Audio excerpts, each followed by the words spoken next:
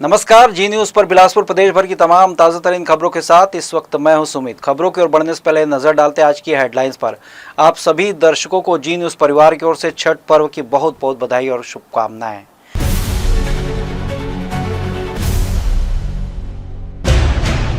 छठ पूजा पर सीएम विष्णुदेव साय की शुभकामनाएं। बोले, सूर्य उपासना का पर्व है, आस्था, श्रद्धा और आत्मबल का प्रतीक। जेजीयू छात्र मौत मामला गरमाया। कांग्रेस ने कुलपति पर लापरवाही के लगाए आरोप। निष्पक्ष जांच और कार्रवाई की उठाई मांग। मस्तूरी में धर्मांतरण कराने के आरोप में हड़कंप। प्रार्थना सभा में जुटे ग्रामीणों पर पुलिस की त्वरित कार्रवाई। डूबते सूर्य को छठ व्रतियों ने दिया अर्घ्य। मंगलवार को उगते सूरज को अर्घ्य देकर समापन होगा 4 दिवसीय महापर्व छठ पूजा। अब समाचार विस्तार से। छत्तीसगढ़ के मुख्यमंत्री श्री विष्णुदेव साय ने छठ पूजा के पावन अवसर पर प्रदेशवासियों को हार्दिक शुभकामनाएं दी हैं। उन्होंने कहा कि सूर्य उपासना का महान पर्व आस्था, श्रद्धा और आत्मबल का प्रतीक है। मुख्यमंत्री ने छठी मैया और भगवान सूर्य से सभी के लिए स्वास्थ्य, समृद्धि और सुख शांति की कामना की। मुख्यमंत्री ने इस अवसर पर सभी नागरिकों से आग्रह किया कि वे मिलकर एक उज्जवल, सशक्त और समृद्ध छत्तीसगढ़ के निर्माण का संकल्प लें। उन्होंने कहा कि यह पर्व हमें संयम, स्वच्छता और समर्पण का प्रेरणा देता है, जो समाज को एकजुट करता है। इसी बीच मुख्यमंत्री विष्णुदेव साय कोरबा में पूर्व विधानसभा उपाध्यक्ष स्वर्गीय बनवारी लाल अग्रवाल की श्रद्धांजलि सभा में शामिल होकर उन्हें विनम्र श्रद्धांजलि अर्पित करेंगे। मुख्यमंत्री ने कहा कि स्वर्गीय अग्रवाल जी का सार्वजनिक जीवन सदैव प्रेरणादायी रहा और उनके योगदान को प्रदेश कभी नहीं भूल पाएगा। छठ पूजा प्रारंभ हो गया है, तो समस्त छत्तीसगढ़ वासियों को छठ पूजा की भी बहुत बहुत बधाई, शुभकामनाएं। छठी मैया का आशीर्वाद छत्तीसगढ़ और हम सब लोगों के ऊपर हमेशा बना रहे। आज कोरबा प्रवास है स्वर्गीय श्री बनवारी लाल जी अग्रवाल का आज 13वीं है और वो विधायक रहे, विधानसभा के डिप्टी स्पीकर भी रहे, लंबे समय तक छत्तीसगढ़ की सेवा किए। तो आज उनको श्रद्धांजलि देने, उनको पुष्पांजलि देने कोरबा जा रहे हैं। छत्तीसगढ़ सरकार की महत्वाकांक्षी योजना अटल डिजिटल सुविधा केंद्र ने ग्रामीण जीवन में सुविधा, पारदर्शिता और आत्मनिर्भरता का नया अध्याय जोड़ा है। पंचायती राज दिवस 2025 पर शुरू की गई इस योजना के तहत जिले के 152 ग्राम पंचायतों में एक साथ केंद्र खोले गए। इनका उद्देश्य है सरकारी सेवाओं को गांव-गांव तक पहुंचाना, ताकि लोगों को प्रमाण पत्र, पेंशन, बैंकिंग और बिल भुगतान जैसे कार्यों के लिए शहर न जाना पड़े। पहले जहां ग्रामीणों को जाति, आय या निवास प्रमाण पत्र बनवाने के लिए ब्लॉक या जिला मुख्यालय तक जाना पड़ता था, वहीं अब ये सभी सेवाएं गांव के अटल डिजिटल सुविधा केंद्रों पर उपलब्ध है। इन केंद्रों में जन्म मृत्यु प्रमाण पत्र, बैंकिंग सेवाएं, सरकारी योजनाओं की राशि का वितरण, बिजली पानी बिल जमा करने जैसे कई सुविधाएं एक ही स्थान पर मिल रही हैं। इससे न केवल समय और धन की बचत हो रही है, बल्कि गाँव में डिजिटल जागरूकता भी बढ़ रहा है। कोटा ब्लॉक के सीमावर्ती गांव केंदा में इसका सकारात्मक प्रभाव स्पष्ट रूप से देखने को मिल रहा है। यहां के ग्रामीणों ने केंद्र को सहजता से अपनाया है और सिर्फ 5 महीनों में 2 करोड़ रुपए से अधिक का डिजिटल ट्रांजैक्शन हुआ। ग्रामीणों का कहना है कि अब उन्हें छोटे छोटे कामों के लिए 20 किलोमीटर दूर बेलगेना नहीं जाना पड़ता। स्थानीय निवासी चेतीबाई, पूर्णिमा, मानिकपुरी और दुर्गा केवर्थ ने बताया कि इस केंद्र ने उनके जीवन को आसान बना दिया। अटल डिजिटल सुविधा केंद्र के ऑपरेटर वीरेंद्र कुमार केवर्थ ने बताया कि रोजाना 60 से 70 ग्रामीण केंद्र में आकर सेवाओं का लाभ उठाते हैं। जिले में अब तक 60,730 से अधिक ट्रांजैक्शन और 17 करोड़ 72 लाख रुपए की राशि का लेन देन दर्ज हुआ है। मोर नाम पूर्णिमा मानिकपुरी है, ग्राम पंचायत सिपहरी, पोस्ट केंद्र जिला बिलासपुर, राज्य छत्तीसगढ़। और हमारे समूह से भी जुड़े हैं और यहाँ डिजिटल केंद्र खुले हैं ना, तो ओखर से हमारा बहुत ज़्यादा फायदा होते। एक से हमारे समय के भी बचत होते और हमारे पैसा के भी बचत होते। काहे की पहले दिक्कत होती रही से, जब ये नहीं रही से तो हमारा बेलगंगा जाकर पड़त रही से 20 किलोमीटर यहाँ से, मतलब सिपहरी से 20 किलोमीटर वहाँ पड़त है। और क्या बोलते हैं, यहाँ यदि सुविधा हो गई तो यहीं हम आके पैसा निकाल लेते हैं जब भी जरूरत पड़त है।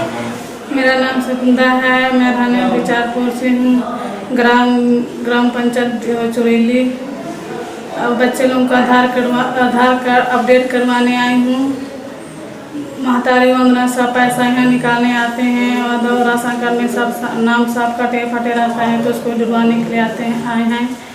और आयुष्मान कार्ड सब बनवाने के लिए इस पास आए हैं। बेलगाना जाते थे हम लोग, तो वहाँ पे 2 दिन 3 दिन लगता था और पैसा सब बच रहा है। गुरु घासीदास सेंट्रल यूनिवर्सिटी कैंपस में छात्र की रहस्यमयी मौत का मामला राजनीतिक रंग लेने लगा है। सोमवार को कांग्रेस नेताओं ने एसएसपी से मुलाकात कर छात्र की मौत की निष्पक्ष जांच की मांग की। नेताओं का कहना है कि घटना बेहद संदिग्ध है, इसकी जांच पारदर्शी तरीके से होनी चाहिए ताकि सच्चाई सामने आ सके। कांग्रेस पदाधिकारियों ने विश्वविद्यालय प्रशासन और कुलपति आलोक चक्रवाल पर गंभीर आरोप लगाए। उनका कहना है कि विश्वविद्यालय प्रबंधन ने सुरक्षा के प्रति गंभीर लापरवाही बरती, जिसके चलते छात्र की जान गई। कांग्रेस ने आरोप लगाया कि कुलपति ने घटना के बाद संवेदनहीनता की हदें पार कर दी हैं और मृत छात्र के परिवार के प्रति कोई संवेदना नहीं जताई। नेताओं ने कुलपति और यूनिवर्सिटी प्रबंधन के खिलाफ एफआईआर दर्ज करने की मांग की। उनका कहना है कि जब तक दोषियों पर कार्रवाई नहीं होती तब तक छात्र को न्याय नहीं मिल पाएगा। कांग्रेस ने यह भी आरोप लगाया कि बिहार चुनाव से पहले इस मामले को दबाने की कोशिश की जा रही है। कांग्रेस ने चेतावनी दी है कि यदि जल्द निष्पक्ष जांच शुरू नहीं की गई तो पार्टी सड़कों पर उतरकर आंदोलन करेगी। वहीं छात्र की मौत को लेकर विश्वविद्यालय परिसर में भी आक्रोश का माहौल है और छात्र संगठनों ने जल्द ही विरोध प्रदर्शन की चेतावनी दी है। गुरु घासीदास सेंट्रल यूनिवर्सिटी में एक छात्र की तालाब में डूबने से मौत का मामला सामने आया है। हम कांग्रेस पार्टी ये मानती है कि उस छात्र की हत्या हुई है। 21 तारीख से सेंट्रल यूनिवर्सिटी में बिहार का छात्र जो 1000 किलोमीटर से दूर आकर यहाँ रहता है और 21 तारीख से गायब हो जाता है, जबकि प्रत्येक दिन हॉस्टल में रहने वाले छात्र की अटेंडेंस लगती है। 3 दिन प्रशासन, विश्वविद्यालय प्रशासन क्या कर रहा था? 3 दिनों से छात्र की लाश तालाब में तैर रही है। विश्वविद्यालय प्रशासन ने कोई एफआईआर नहीं किया, गुमशुदगी की मर्ग भी कायम नहीं किया। विश्वविद्यालय के कुलपति जो कि अजिम्मेदार और अमानवीय व्यक्ति हैं कि यदि किसी की डेथ भी हो गई है तो उस परिवार को बंधक बनाया जा रहा है, उस परिवार से के साथ संवेदनशीलता से मिलना भी नहीं चाह रहे। असंवेदनशील कुलपति के खिलाफ कार्रवाई होनी चाहिए। जिम्मेदार लोग जो लगातार यहाँ पर विश्वविद्यालय में कुकृत्य कर रहे हैं उनके ऊपर एफआईआर होनी चाहिए। उनकी डिमांड है जीजीयू में जो बच्चे की डेथ हुई है, तालाब में जो बॉडी मिली थी, इस संबंध में बारीकी से जांच की जाए और जांच के लिए टीम बनाई जाए और जो भी इसके लिए लापरवाह है या जो भी इसके लिए जिम्मेदार है उसके खिलाफ कड़ी कानूनी कार्रवाई की जाए। हमने श्योर किया है कि निश्चित रूप से उसमें जांच टीम मैंने उसी दिन बना दी थी। आईपीएस अफसर हैं गगन कुमार, सीएसपी कोतवाली हैं, उनके नेतृत्व में एक इंस्पेक्टर, एक सब इंस्पेक्टर, 2 प्रधान आरक्षक और कांस्टेबल, ये सभी उस टीम में हैं। और कल उसका पीएम भी हो गया है बॉडी का और लोग उनके परिवार के लोग आए थे, उनको सुपुर्द किया गया है। संभवतः कल तक हम लोग ने बात की है वहाँ पर कि शीघ्र ही उसकी पीएम रिपोर्ट मिल जाए और यदि कोई फोरेंसिक उसकी जांच के लिए भेजा जाना है तो वो भी जांच रिपोर्ट जल्दी से जल्दी मिल जाए। और उसके साथ ही साथ पैरेलली हमारा इन्वेस्टिगेशन चल रहा है यूनिवर्सिटी में। मैं भी गया था और हमारे सीएसपी के नेतृत्व में वहाँ टीम लगातार हॉल्ट किए हुए है। स्पॉट से जितने भी एविडेंस हो सकते हैं वो लिए गए हैं कि किन परिस्थितियों में कैसे क्यों गया। सीसीटीवी फुटेज, जितने भी सीसीटीवी लगे हैं उसके फुटेज लिए गए हैं, क्रॉस चेक किए गए हैं। वहाँ हॉस्टल में रजिस्टर रखा जाता है जिसमें कि बच्चे जाते हैं बाहर और एंट्री होती है, एग्ज़िट होता है, सबकी एंट्री होती है। तो क्या उस समय जब 21 तारीख से वो बच्चा गया था तो वो जब नहीं आया तो इसमें क्या यूनिवर्सिटी के जो हॉस्टल के वार्डन हैं उन्होंने क्या किया, ये सारे प्रश्नों के जवाब हम लोग उसमें इन्वेस्टिगेशन में ले रहे हैं। बिलासपुर जिला अस्पताल की हमल लैब में सीवर का गंदा पानी भर गया है, जिससे लैब परिसर में बदबू फैल गई है। यह वही जगह है जहां रोजाना सैकड़ों मरीजों के सैंपल जांचे जाते हैं। हैरानी की बात यह रही कि इतनी बड़ी गड़बड़ी के बावजूद अस्पताल प्रबंधन इसकी भनक तक नहीं लगी। सफाई कर्मचारियों ने जब हालात देखे तब जाकर मामला सामने आया। जानकारी मिली कि सीवर ब्लॉकेज के कारण गंदा पानी गलियारों तक पहुंच गया है। इससे लैब में रखे उपकरण और फर्नीचर को नुकसान हुआ और कई जांचें रद्द करनी पड़ी। मरीजों को रिपोर्ट लेने के लिए घंटों इंतजार करना पड़ा, जबकि कुछ को अगले दिन आने को कहा गया।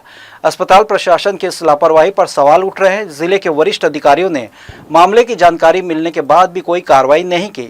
कलेक्टर संजय अग्रवाल के निर्देश पर खनिज विभाग की टीम ने सिरगिट्टी, सरवानी, काठाकोनी और कपसिया कला क्षेत्रों में छापेमारी की। इस दौरान मिट्टी और मुरुम के अवैध उत्खनन पर परिवहन में प्रयुक्त 5 ट्रैक्टर ट्राली, 2 जेसीबी और 1 हाईवा वाहन जब्त किए गए। सभी वाहनों को संबंधित थानों की अभिरक्षा में रखा गया। उप संचालक खनिज प्रशासन के मार्गदर्शन में की गई इस कार्रवाई के बाद विभाग ने स्पष्ट किया कि जिले में अवैध खनन, परिवहन और भंडारण के खिलाफ सख्त निगरानी जारी रहेगी।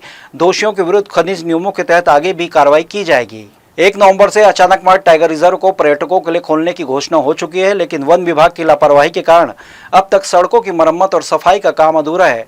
रिजर्व के कई रास्तों पर कीचड़ और गड्ढे भरे पड़े हैं, जिससे आने वाले पर्यटकों को मुश्किलों का सामना करना पड़ सकता है। हर साल की तरह इस बार भी तैयारी के नाम पर सिर्फ कागजी काम हुआ है। बारिश खत्म होने के बाद भी मरम्मत कार्य शुरू करने में विभाग ने देरी की, जिसका नतीजा यह है कि सीजन शुरू होने के कुछ दिन पहले तक भी मार्ग सही नहीं हो पाए। स्थानीय लोगों का कहना है कि विभाग हर बार अंतिम समय में जल्दबाजी दिखाता है, जिससे गुणवत्ता पर असर पड़ता है। वन विभाग के पास पर्यटकों के वाहनों की संख्या सीमित है और जो वाहन है उनकी भी हालत खराब है। पिछले साल इसी वजह से कई बार यात्राएं बीच रास्ते में रद्द करनी पड़ी थी। बावजूद इसके विभाग ने समय रहते मेंटेनेंस पर ध्यान नहीं दिया। पर्यटन विशेषज्ञों को कहने कि अगर विभाग ने जल्द ही तैयारी पूरी नहीं की तो अचानक मार आने वाले सैलानियों की संख्या पर असर पड़ेगा। इससे न सिर्फ क्षेत्र की छवि खराब होगी, बल्कि स्थानीय पर्यटन कारोबारियों को भी आर्थिक नुकसान झेलना पड़ेगा। एक और बिलासपुर कप्तान रजनेश सिंह सड़क सुरक्षा को लेकर लगातार जागरूकता अभियान चला रहे हैं। वहीं दूसरी ओर तखतपुर में प्रशासन की लापरवाही खुलकर सामने आ रही है। सुबह सुबह तखतपुर मुख्य मार्ग, जो कि बिलासपुर मंगेली नेशनल हाईवे से जुड़ा है, पर मात्र 10 से 11 वर्ष का एक नाबालिग बच्चा फर्राटे से ई रिक्शा चलाता हुआ देखा गया। यह दृश्य न केवल सड़क सुरक्षा नियमों का उल्लंघन करता है, बल्कि गंभीर दुर्घटना की संभावना को भी बढ़ाता है। तखतपुर की सड़कें पहले ही जर्जर स्थिति में, ऐसे में नाबालिगों द्वारा वाहन चलाना आमजन की जान के लिए खतरा बन सकता है। स्थानीय नागरिकों ने बताया कि पहली बार नहीं जब ऐसे मामला सामने आया हो, कई बार नाबालिग बच्चों और ई रिक्शा और दोपहिया वाहन चलाते हुए देखा गया है, लेकिन पुलिस और आरटीओ विभाग की ओर से कोई ठोस कार्रवाई नहीं की गई। जनता की मांग है कि ऐसे मामलों में वाहन मालिकों के खिलाफ सख्त कानूनी कार्रवाई की जाए, जिन्होंने बच्चों को वाहन सौंपा है। साथ ही आरटीओ और पुलिस प्रशासन को सड़क सुरक्षा नियमों के पालन को सुनिश्चित करने के लिए सख्ती से निगरानी करनी चाहिए, ताकि भविष्य में इस तरह की लापरवाही दोबारा न हो। वीआईपी चौक स्थित छत्तीसगढ़ महतारी की मूर्ति को कुछ असामाजिक तत्वों ने खंडित कर दिया था, जिसके बाद पूरे शहर में आक्रोश और रोष का माहौल बन गया। इस घटना को लेकर लोगों ने केवल नाराजगी जताई, बल्कि सांस्कृतिक अस्मिता और छत्तीसगढ़ की गौरवशाली पहचान को ठेस पहुंचाने की निंदा की। प्रशासन ने मामले को गंभीरता से लेते हुए तुरंत कार्रवाई और आरोपी को गिरफ्तार कर लिया। वहीं शहर में शांति और सद्भाव बनाए रखने के लिए अधिकारियों ने स्थानीय लोगों और समाज के प्रतिनिधियों के साथ बैठक भी की। जन भावनाओं को ध्यान में रखते हुए नगर निगम और जिला प्रशासन ने आज ही नई प्रतिमा स्थापित कर दी।